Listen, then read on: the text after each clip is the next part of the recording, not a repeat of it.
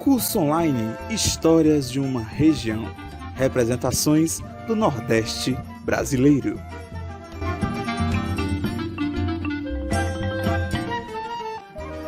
Módulos Pensando o Nordeste na História e nas Artes.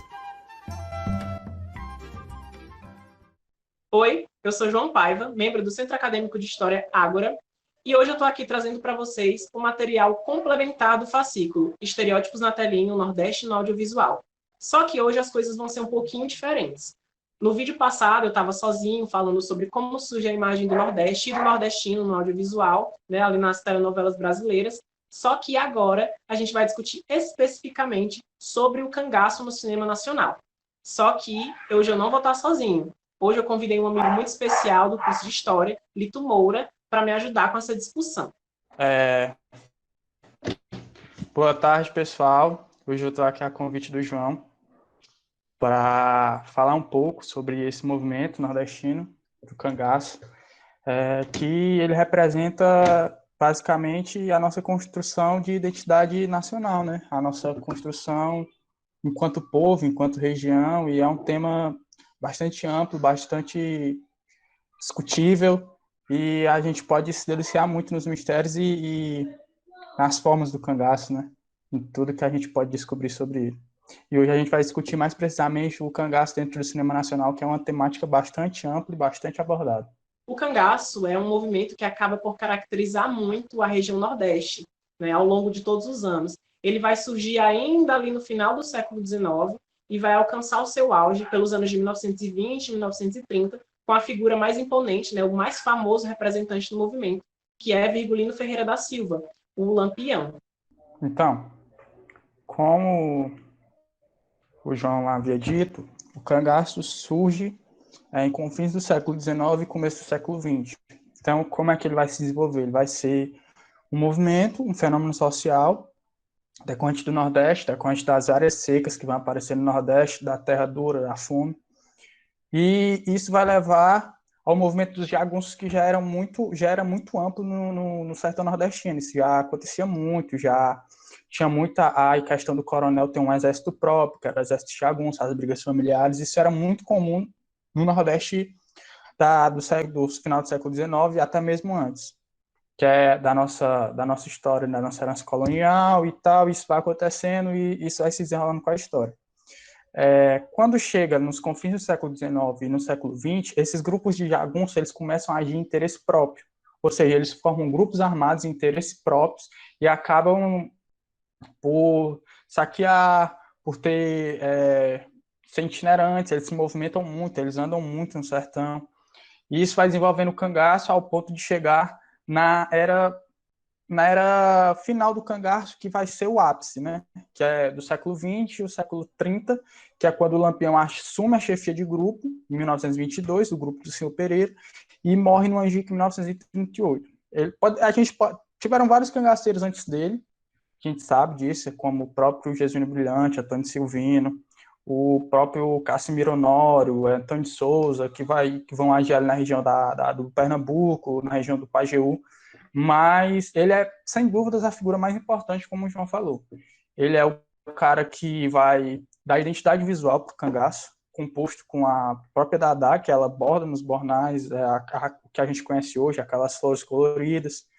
Ele vai reunir esse conjunto de elementos visuais e estéticos e se transformar na roupa do cangaceiro, no orgulho cangaceiro. Tanto é que hoje, quando você vê uma roupa, um chapéu de couro, imediatamente você associa ao Nordeste. Mas essa é uma construção do cangaceiro, esse chapéu de couro de aba quebrada, essa roupa de mescla azul, ou então de brim, caque, principalmente na cor caque, ou no brim de mescla, ou na mescla azul. Isso são um conjunto de elementos que vai formar a identidade do cangaceiro. E aí, com esse auge, é a época do cangaço rico, é quando o cangaço começa realmente a gerar dinheiro, gerar frutos, e o Lampião era dono de uma fortuna inestimável, em mão de fazendeiros, de coiteiros, ele tinha muito dinheiro para receber, e isso vai demarcando o cangaço, isso vai acontecendo. Quando o Lampião tomba morto, o cangaço praticamente finda, né? Porque o Corisco ensaia um reinado do cangaço até 1940, mas não consegue por questões de logística, porque o Lampião era um homem muito aprumado, era um homem que conseguia fazer a ligação com os coronéis para receber munição, para receber alimento. E o Corisco não consegue fazer isso, e aí o cangaço finda. E aí é o período de tempo que nós temos para estudar o cangaço e ver como ele é amplo, como ele é vasto, e as modificações dentro do próprio cangaço, porque o cangaço da primeira metade do século XX não é totalmente igual ao cangaço do final do século XIX. Tem várias mudanças, sobretudo as mudanças estéticas, que é o que a gente vai estudar aqui. Acredito que Lampião, ele era uma figura muito controversa, muito versátil até de certa forma, porque quem o conheceu e os relatos, né, dizem que ele era um homem que gostava muito de perfumes, era um homem muito vaidoso, e isso vai muito de encontro com essa estética mesmo que será criada no cangaço. Vale de ressaltar que essa indumentária, ela era muito adaptável, de acordo com a região em que os grupos de cangaço iam atuando, né? Muito ali na Caatinga, então vão usar essas roupas mais de couro para se proteger durante as caminhadas. E o cangaço, enquanto movimento mesmo, ele se encontra muito, né, segundo o Hobsbawm, acho que o Lito pode falar um pouquinho melhor disso do que eu, dentro da questão dos movimentos de banditismo, que Hobsbawm vai estudar. Em conformância com o que o João falou, o cangaço ele se encontra muito dentro da questão do banditismo social, mas precisamente do banditismo rural, porque ele vai ser encaixado num contexto de sertão e afastamento dos grandes centros urbanos. Tanto é que a visão que predomina do sertanejo sobre o cangaceiro não é a mesma que predomina do litorâneo sobre o cangaceiro. São visões diferentes sobre o mesmo povo, mas são visões diferentes. O cangaceiro, mesmo naquela época, ele já carregava um estigma de herói. Lógico que isso muda muito depois, com a chegada do cinema novo, que é o que a gente vai abordar mais para frente, que vai trazer para o cangaceiro o prisma de revolucionário, mas já naquela época tinha muita gente que considerava o cangaço uma forma de heroísmo, uma forma de rebeldia, de rebelião. Só que isso não é de toda verdade, né? A gente sabe. Eles agiam sempre interesse próprio, interesse de alheios, quem pagasse mais. E isso ia acontecendo, e várias vezes o cangaço se portou dessa forma. O Lampião nunca levantou bandeira social, nunca levantou, até onde eu sei, né? Pode ser que eu esteja errado, mas até onde eu tenho conhecimento, eu nunca vi nada de levantar questões políticas, questões sociais, de revolucionário, de querer mudar o quadro social que se encontrava no Nordeste. Eu não conheço, não tenho conhecimento. Até onde eu já pude ver, onde eu já li, ele se encaixa no banditismo rural, que é os 3 tipos de banditismo que o Hobsbawm vai descrever, que o João pode falar um pouquinho mais para vocês, que ele vai ser esse bandido social, mas ele não vai levantar prisma político, ele não vai levantar prisma revolucionário, ele vai se rebelar contra a situação e vai agir por ele, porque era a única forma dele conseguir mudar de vida, de ter outros meios e não viver somente na lavoura, e diversos outros fatores que acabam levando ele para o cangaço em si, como a própria briga com o Antônio Saturnino, a questão que depois ele usou do pai dele ter sido morto pela polícia e ele ter entrado para o cangaço. Não é verdade, ele já estava no cangaço quando o pai dele foi morto pela polícia, foi um erro de operação, mas ele já estava no cangaço. E isso vai se modificando e vai tornando o discurso dele cada vez mais palpável. Acho que por isso ele é tão enigmático, por isso que a gente nunca conseguiu desvendar ele, porque era um cara que, apesar de ser muito temido e muito falado no Nordeste, era um cara extremamente... Quem conviveu com ele fala que ele era um cara calmo, que ele costurava, ele costurava, era muito comum os homens costurarem dentro do cangaço, fazer suas roupas, fazer a roupa do seu bando. E dizem que ele era um cara muito calmo, muito extrovertido, mas quando alguém fazia a questão de pisar no calo dele, aí sim ele era um cara cruel, ele era um cara vil, ele matava. E é isso que é mais chocante, como a passagem dele por Queimadas. A passagem dele em Queimadas, ele mata 6 soldados e depois vai dançar no salão da cidade como se nada tivesse acontecido. Então é complicado ver e reunir os elementos da personalidade dele, porque é um cara extremamente dúbio, né? É um cara que, dependendo da visão, você tem uma visão dele mais como humanística, mais homem, mais fruto do seu meio, e a outra é do bandido, do cara cruel, do cara que não tem pena de ninguém e que sempre age em interesse próprio. Pois é, essa figura do Lampião realmente é muito controversa. E o cangaço, enquanto banditismo social, né, esse próprio conceito do banditismo, ele vai ele tem o que seriam de 3 vertentes, mais ou menos, que seria o ladrão nobre, que é aquele que rouba para poder dar aos pobres, teria o Haiduque, que seria mais ou menos como guerrilheiro, e teria o Vingador, que o próprio nome já fala, né? Tem relação com a vingança, e seria nesse que o cangaço se enquadraria. Durante todo esse período que o cangaço está ativo no Nordeste, é muito complicado a gente falar da imagem, por exemplo, da mulher lá dentro. Porque é só na sua década final, em 1930, que as mulheres começam a ser introduzidas dentro do bando. E aí que se tem também, como o Lito estava falando no começo, essa revolução na questão da indumentária, né, da imagem que o bando vai começar a passar para o público a partir de que as imagens de um certo Benjamin Abraão vão começar a sair, né, de Lampião e seu bando. Essa questão da roupa, ela realmente está sempre muito presente, né? A roupa, ela é uma forma de comunicação não verbal para as pessoas, para você se identificar enquanto tribos. E aí eu tenho aqui um chapéuzinho que meu pai trouxe para mim. Esse chapéu, que hoje praticamente é o próprio símbolo do Nordeste, né? O chapéu ele é assim, certo? E aí o cangaceiro ele vai levantar as abas do chapéu para que ele consiga ter uma melhor visão, né, de longe, do inimigo que está ao longe. Aí isso aqui, essa partezinha vai aqui na testa e essa aqui vai no queixo dele. Só que não é simplesmente o uso do chapéu, mas seus próprios símbolos, né? Vocês podem ver aqui que tem a estrela, não sei se dá para ver direitinho.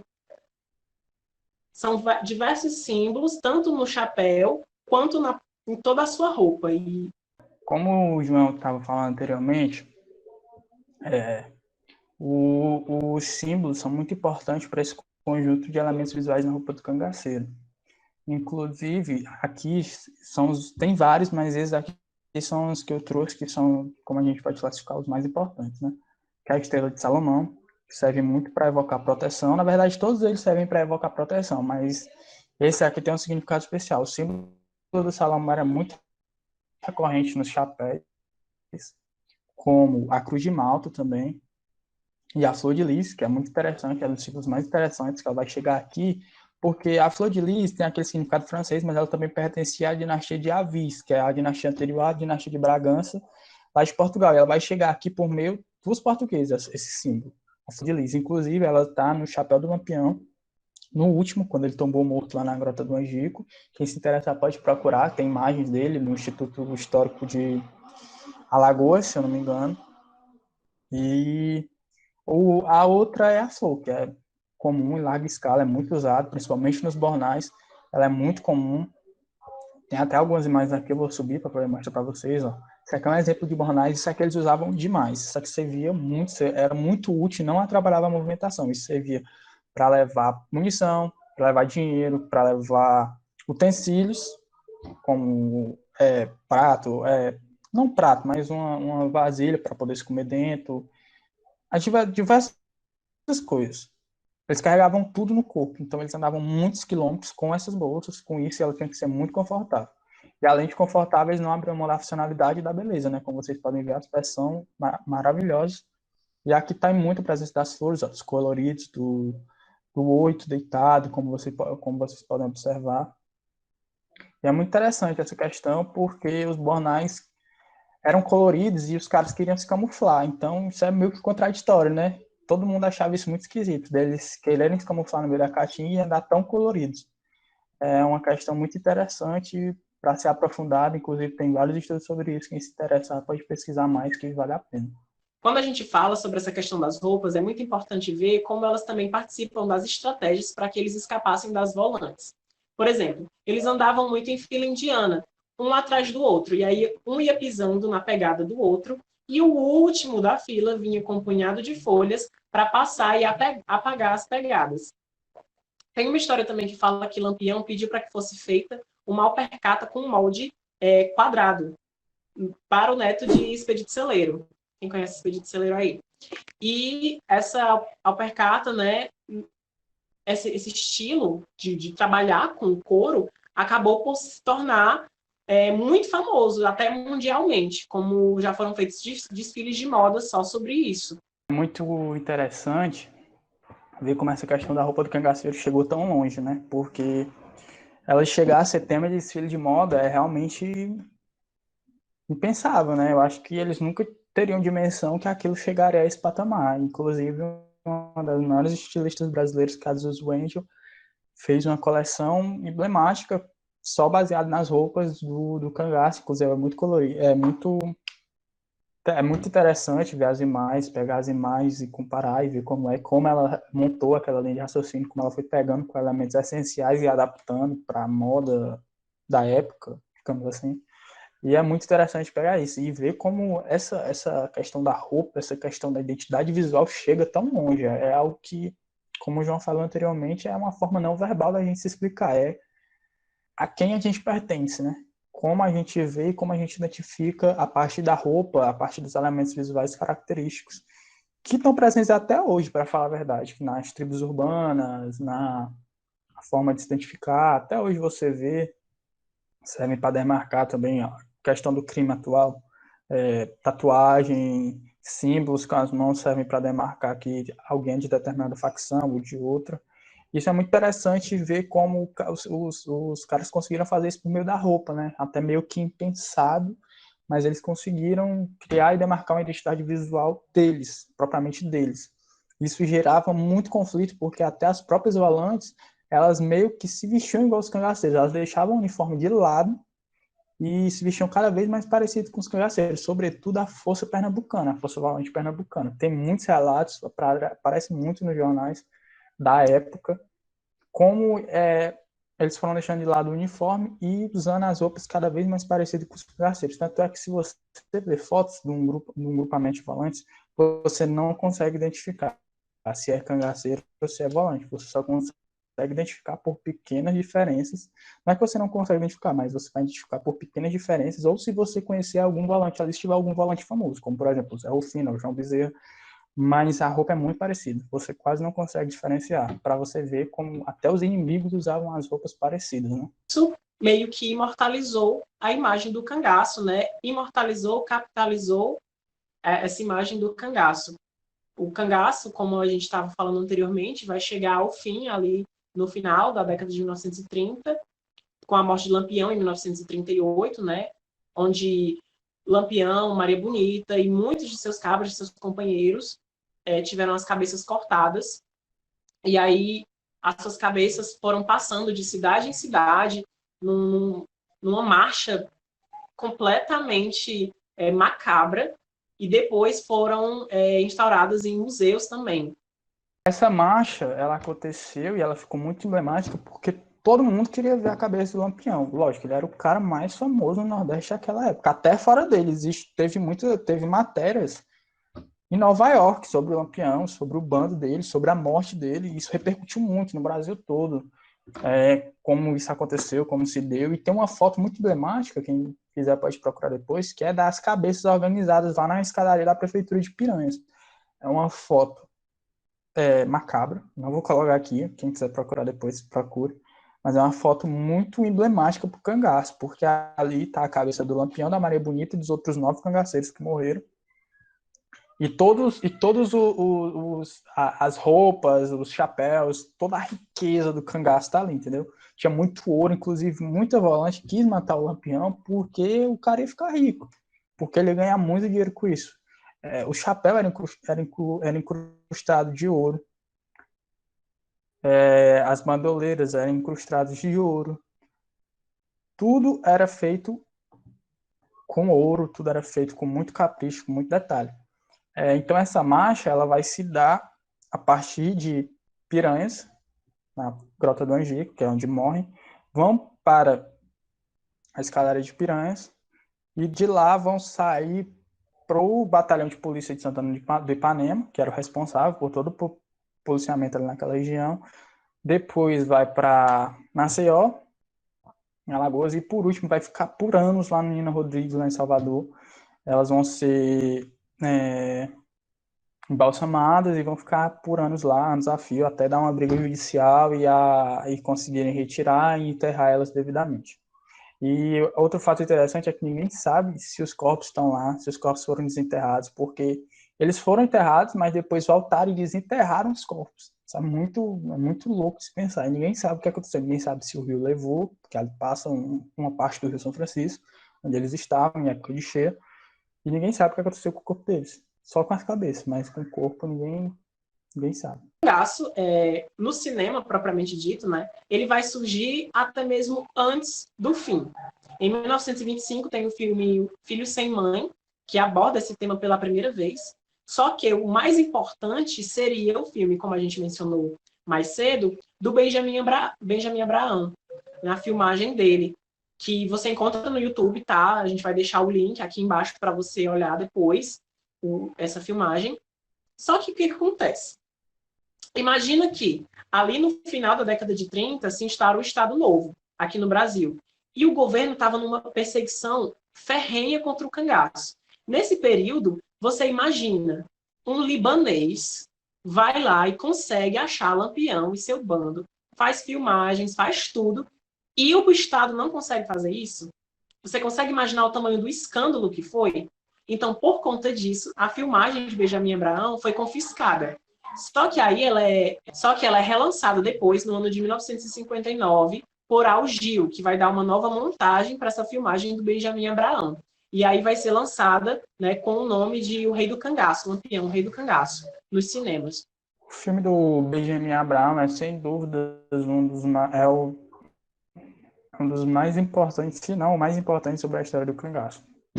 Porque ele tem mais reais, ele contribuiu muito para a iconografia conhecida hoje do cangaço. O que a gente conhece hoje do cangaço, de fotos, de imagens, de rostos, é em grande parte por conta do Benjamin Abraham. Lógico que tinham fotos antes, o Lampião sempre gostou muito de mostrar que ele estava ali, ele sempre gostou muito dessa questão, mas o Benjamin Abraham, ele traz fotos em largas escalas. Você consegue ver o dia a dia do bando, você consegue ver como eles se portavam, como eles conversavam, como eles pegavam água, como era a diversão deles, eles passando perfume, eles bebendo, todo esse conjunto que forma o cotidiano, como aqueles indivíduos se portavam. Eles não eram somente os caras maus, os que matavam, eles também tinham a vida deles, eles também, na concepção deles, estavam certos, faziam as coisas porque tinham que ser feitas. E isso é muito interessante se perceber e olhar como isso mudou. E como o João falou, isso contribuiu totalmente para a desmoralização do Estado, porque como é que um cara que veio de outra parte do mundo, nunca entrou na Caatinga, não conhece o sertão nordestino, acha o Lampião e as volantes que estão há mais de 10 anos, 20 anos procurando o cara, não consegue encontrar ele. E isso contribuiu muito por cerco de fechamento do cangaço, que ali as fronteiras, o cerco do cangaço já estava se fechando. Tanto é que o Lampião queria ir para Minas Gerais. Antes dele morrer, ele ia para Minas Gerais. Tem vídeos dos cangaceiros remanescentes que sobreviveram, dizendo que ele disse que ia dar um passeio lá em Minas Gerais, ia dar uma volta por lá, porque o Nordeste estava complicado. E justamente o cerco estava se fechando, mas isso acelerou muito o processo de fechamento do cangaço, de fechamento de cerco, de acabar com o cangaço. E isso contribuiu para a morte do Lampião em 38 e até para do próprio Benjamin Abraham também em 38, que morreu em circunstâncias muito suspeitas, esfaqueado, ninguém sabe ao certo como foi. Sabe-se que ele morreu e o filme ficou por anos engavetado, tinha mais arquivo e acabou se perdendo no depósito porque teve uma chuva ou foi um incêndio, não me recordo agora, e acabaram restando só esses 14 minutos que hoje a gente tem conhecimento. Mas é incrível, a figura do Benjamin Abraham é incrível, foi um cara que conseguiu fazer o impensável, né? Que era filmar o Lampião, interagir com ele, viveu meses no grupo, no cotidiano do grupo, conversou muito, interagiu muito. Isso é muito interessante se colocar como um marco nesse começo de cangaço no cinema, porque isso realmente é como se fosse o ponto inicial, e é mais impactante ainda, é mais emblemático, porque são imagens reais, são imagens do cangaceiro, do Lampião, reais, é o que a gente tem hoje de Lampião, de conhecer é essas imagens do Benjamin Abraham. É a partir daí que a imagem do cangaceiro começa a fazer parte do cinema brasileiro. Embora o gênero mesmo do cangaço ele só vai se instaurar em 1953, antes do relançamento da filmagem de Benjamin Abraham por Al Gil. Isso é o filme O Cangaceiro, de Lima Barreto. Só que a gente não tem como falar de cangaço no cinema sem falar de uma coisa chamada Nordestern. O Nordestern ele é um termo cunhado por Salviano Cavalcante de Paiva, que junta Nordeste com Western. E o que é o Western? O Western é um gênero hollywoodiano sobre o Velho Oeste, a conquista do Oeste. Então vai acontecer essa mistura, né? Vai se trazer o cangaço junto com esse modelo estadunidense e vai se firmar o Nordestern. Nisso, se tem muito uma discussão dentro desses filmes do gênero de civilização versus selvageria, sendo que o cangaço sempre representando a selvageria. Só que também a gente não tem como falar de cangaço sem falar do cinema novo. O cinema novo foi um movimento que aconteceu ali na década de 1960, tá? E que estava buscando uma identidade brasileira dentro do cinema. E eu acho que o maior nome, né, o maior expoente do cinema novo é Glauber Rocha.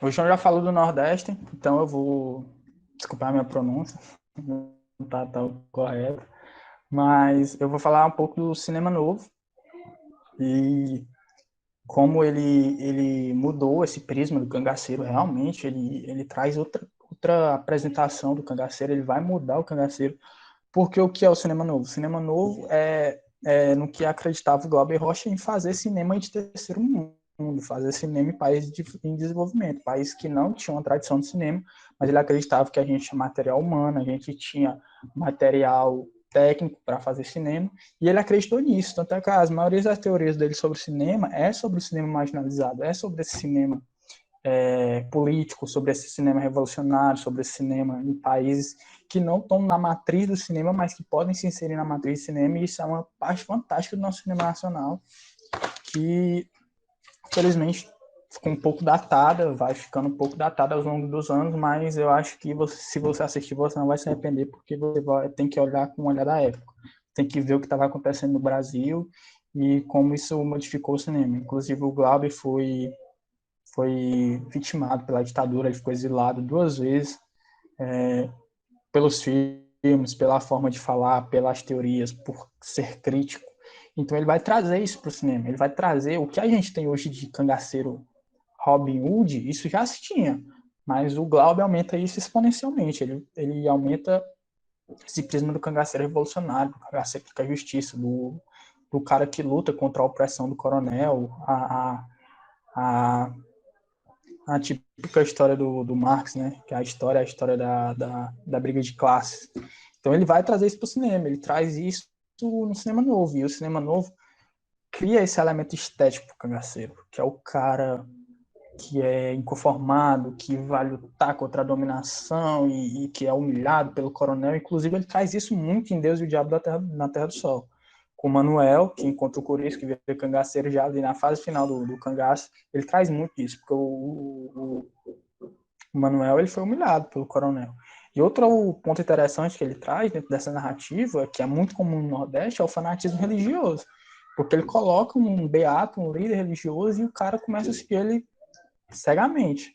Então isso é muito interessante, essa forma que o Glauber retratou o cangaço, esse prisma de dominação oligárquica, esse modo que ele vai fazer com que o cangaço aconteça, e que ele vai retratar e fala que tudo acontece por causa da dominação do coronel. Isso vai contribuir muito para os filmes posteriores do cangaço, e é um marco inigualável na nossa história cinematográfica. E como todo movimento sempre gera um contra-movimento, vai surgir ali no horizonte contra o cinema novo, né, um movimento que vai fazer contraponto a ele, que é o cinema da boca do lixo. O cinema da boca do lixo, ele surge ali no final da década de 60 e ele vai buscar um cinema mais visceral, às vezes até meio que literalmente. E dentro do Boca do Lixo vai surgir o cangaço da Boca do Lixo, que começa com Oswald de Andrade, que ele vai inaugurar, né, com o filme O Cangaceiro Sanguinário, de 1969.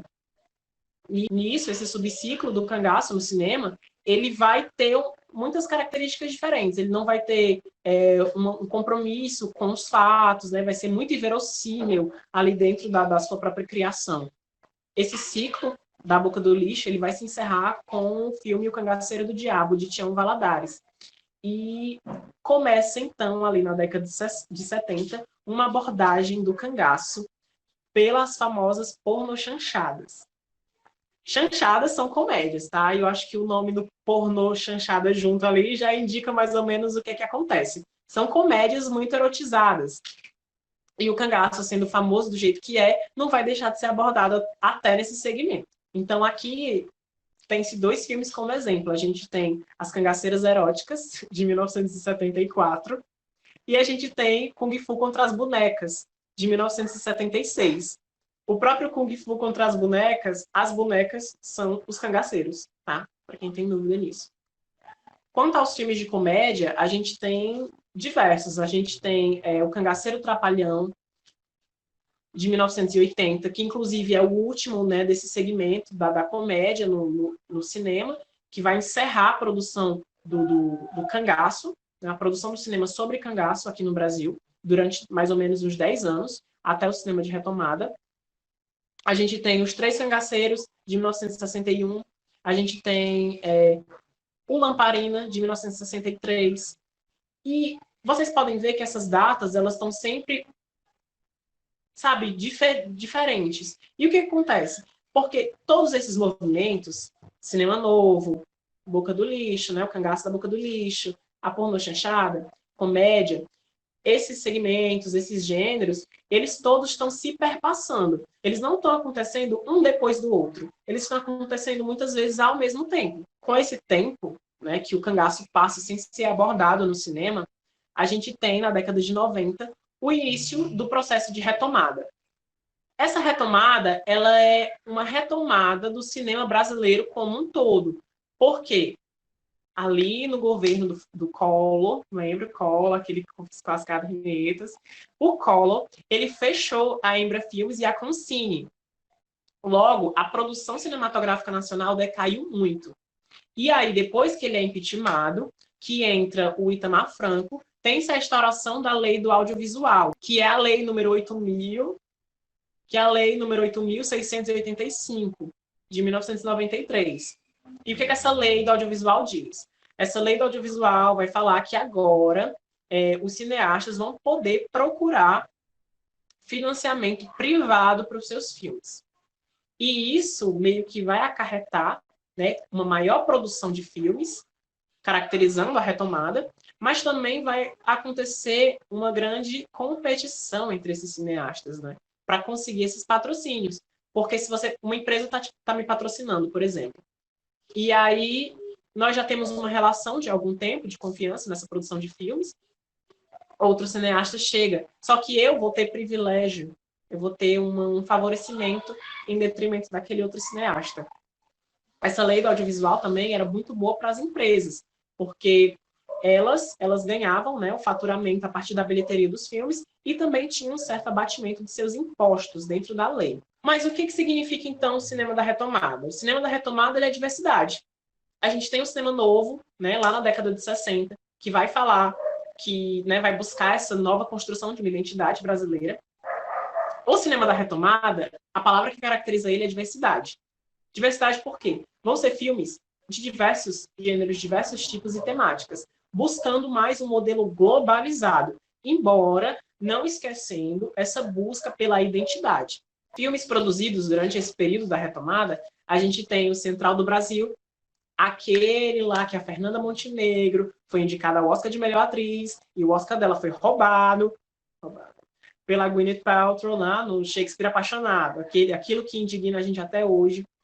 A gente tem o filme O Baile Perfumado, que inclusive conta, né, essa história do Benjamin Abraão, como ele fez essa filmagem do Lampião e de seu bando. E a gente tem, né, agora chegando mais na discussão, do Alto da Compadecida. O Alto da Compadecida, inicialmente, era uma série, né, uma minissérie produzida pela Globo Filmes.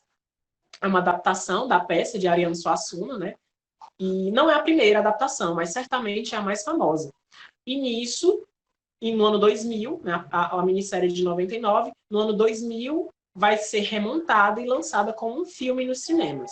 Trazendo para o foco da nossa discussão, é interessante ver como o Auto da Compadecida, mesmo tendo sido série, tendo sido exibida pela Globo, uma televisão aberta, que muita gente podia ver, ele ainda levou, se não me engano, 1 milhão de espectadores ao cinema, que para o cinema brasileiro era muita coisa mesmo.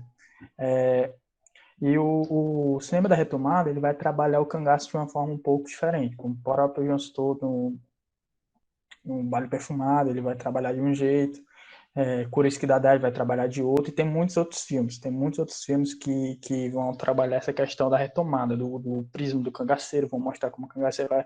E dessa vez eles não vão seguir um gênero bem definido, eles vão representar o cangaceiro do seu jeito, eles vão representar como ele acha que é o cangaceiro, que é o que fez o Ariano Suassuna em O Auto da Compadecida, com o Severino de Aracaju. Ele consegue mostrar como pelo menos na série, o Guel Arraes coloca o Severino de Aracaju como um personagem refém da sociedade, que entra pro cangaço após um massacre na casa dele, com os pais dele. E isso lembra muito o Cinema Novo. Isso cai muito no Cinema Novo, que é mostrar como o cangaceiro ele é vítima da sociedade, ele é fruto do meio que cercou ele. Então, até por isso, no final do filme, o Severino de Aracaju é absolvido de todos os pecados, porque ele é fruto do meio, ele não sabia o que estava fazendo. É muito interessante ver como tem essas permanências, né, ao longo do cinema, como os diretores eles vão colocando coisas de outros tempos e de outras coisas e vão formando, e aí formam toda a obra que tá ali, que o Auto da Compadecida é um filme fantástico, e eu acho que o Guel Arraes acertou muito. Tem uma fala de Severino de Aracaju que me chamou muita atenção, que é na cena que Dora tá dando em cima dele para tentar sobreviver. Nisso, Severino fala que não aceita, né, esse comportamento vindo de mulher casada e que ele ferra no queixo. Esse ferra no queixo me lembrou muito, né, a história de José Baiano, a partir de um artigo que é Mulheres a Ferro e Fogo, a musealização do cangaço, de Clóvis Carvalho Brito.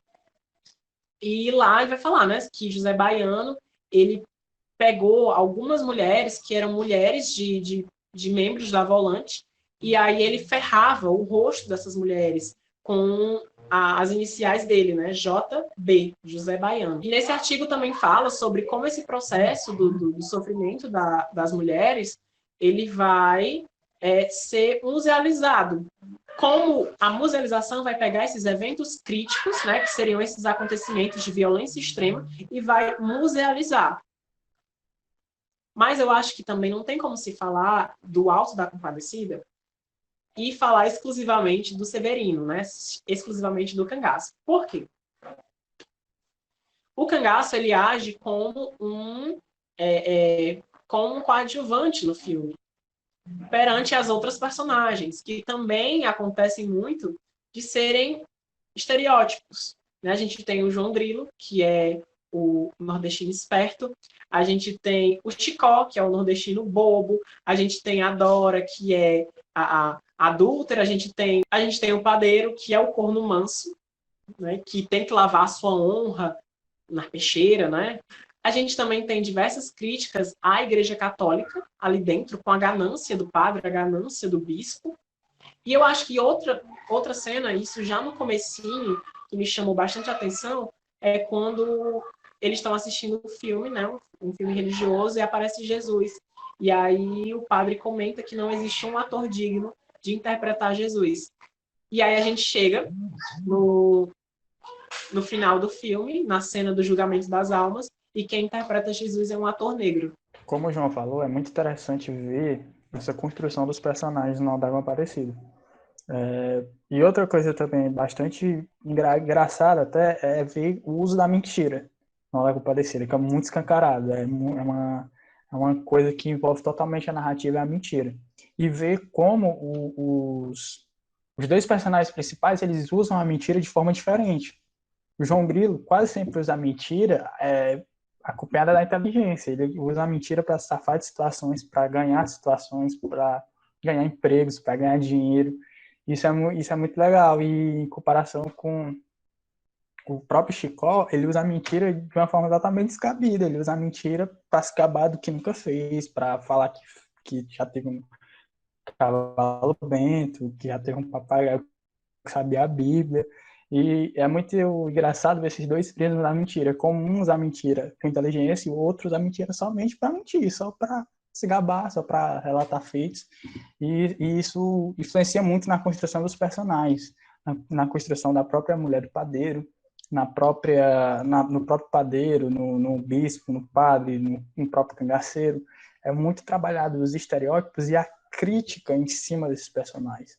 A crítica que é feita de forma engraçada, mascarada, que é característica dos autos, e como isso repercute na obra, como isso é feito.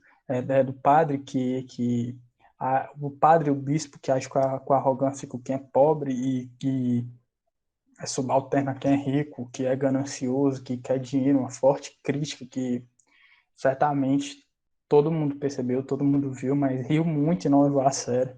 A própria mulher do padeiro, contribuindo com o estereótipo da mulher que não está satisfeita com o casamento, que procura outras formas de diversão, e o próprio padeiro, que é tido como o cara que, apesar de ser corra, quer ser o cara valente, é tirado como o cara valente, mas quando o Severino invade a cidade, ele está dentro do guarda-roupa, escondido, pedindo a Deus para não morrer. E é muito legal de ver isso, sabe? Como isso vai perpassando por cada personagem.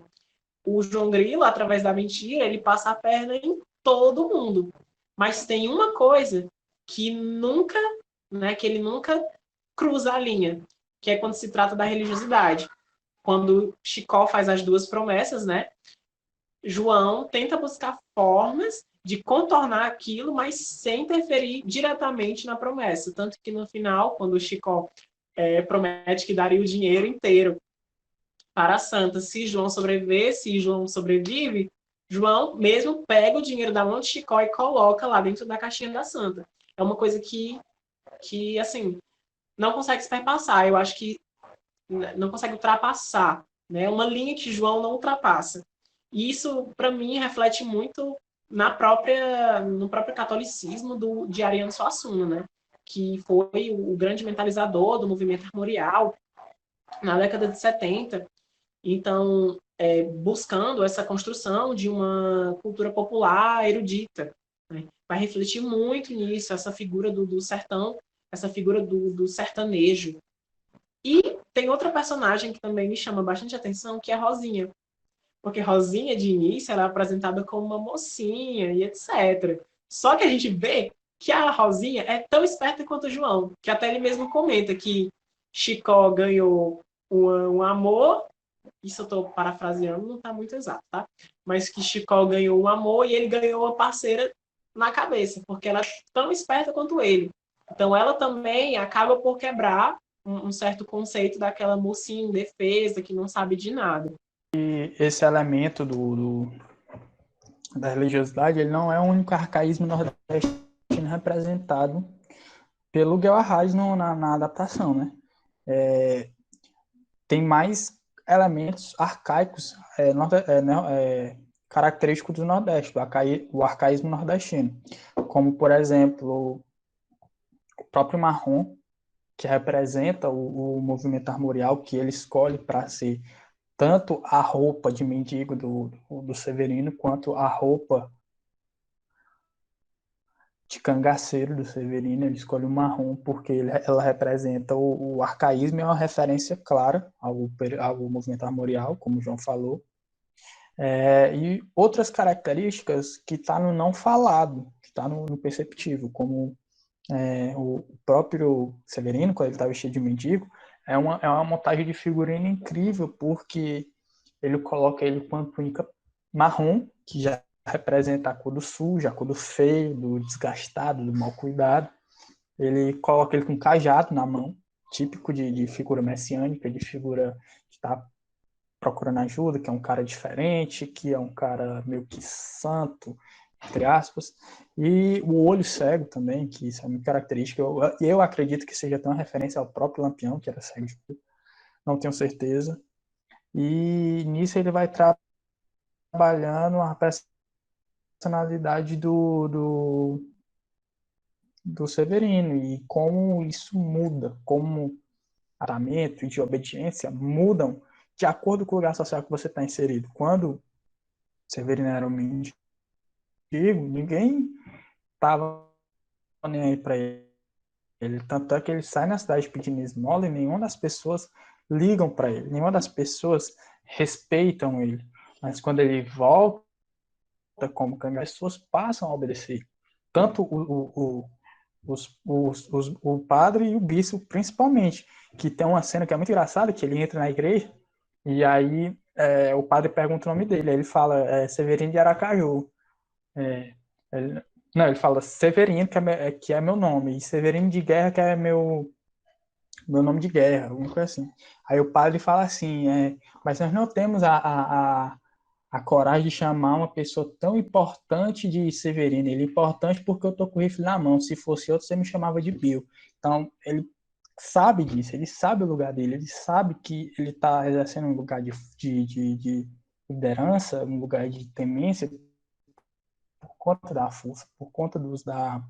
E eu acho que o Galahad acertou muito nessa representação, porque ele mostra para explorar justamente esse estereótipo dos personagens, da ganância, da riqueza. Isso foi muito interessante dele ter colocado na adaptação do filme. O elemento do cordel também é bastante presente ali na obra, né? A gente vê quando o Chicó está contando as suas aventuras, sempre aparece em tela aquele modelo de como se fosse um livrinho de cordel, né? Que remete à própria inspiração que Ariano Suassuna teve na construção, na escrita de sua peça, porque em uma palestra de Ariano, que também vai ter o link aqui embaixo, ele comenta que durante uma entrevista ele foi perguntado e ele sobre o Alto da Compadecida, sobre essa peça que ele estava escrevendo na época, e ele fala que a sua inspiração clara foram de 3 livros de cordel. Quem quiser, inclusive, essa questão das influências no teatro do Ariano Suassuna, quem quiser pesquisar, tem um livro chamado Sertão Medieval, da Lígia Vassalo. Ela explica e mostra como os cordéis medievais e ibéricos que chegaram aqui, como eles influenciaram o teatro do Ariano Suassuna, como eles, os elementos comuns, como ele criou o personagem, que o João Grilo é muito característico do Marmundo, que é um personagem medieval que é exatamente o que o João Grilo que é o cara que é desfavorecido, mas que através da mentira ele consegue ganhar situações, ganhar pessoas, ganhar dinheiro e sobreviver através da esperteza dele. É justamente esse o reflexo. E outra coisa também que eu acho muito legal na adaptação do Galahad é quando ele coloca o encontro entre o Chicó e o Severino, porque o Severino chega na frente da igreja achando que é o João Grilo que vai estar vestido de cangaceiro, mas não é, já é o Severino de Aracaju. E aí ele manda ele sair e tal, bancando de valente. Quando ele sai, que ele vê que é o cangaceiro, aí ele já afina. Então, entra muito em contrapartida com o estereótipo que foi sendo construído o sertanejo, que é aquele homem valente, que está na lida, que resolve as coisas no facão, na bala. E isso vai sendo mudado. E é um encontro de duas personalidades, porque o Severino de Aracaju, ele é justamente isso. Ele é o sertanejo valente, ele é o cara que vai resolver as coisas na peixeira, na bala. E o Chicó não, o Chicó é o frouxo, o Chicó tem medo, é medroso. E é muito legal ver o encontro dessas duas personalidades. E aí, como isso vai se desenrolar nas situações do filme, como depois chega o João Grilo e eles conseguem reverter a situação. Eu acho que a grande mensagem que fica, né, é como esse tema do cangaço ele vai se renovando ao longo do tempo.